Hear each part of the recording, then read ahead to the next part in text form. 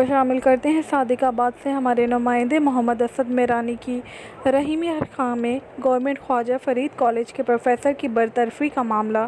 Professor को बरतरफ किए जाने पर कॉलेज के तलबा एहतजाज के लिए सड़कों पर निकल आए।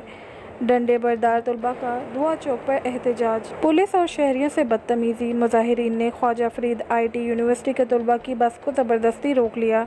एहतजाज के बायस गवर्नमेंट कॉलेज में तालीमी सरगर्मियाँ भी मुतासर।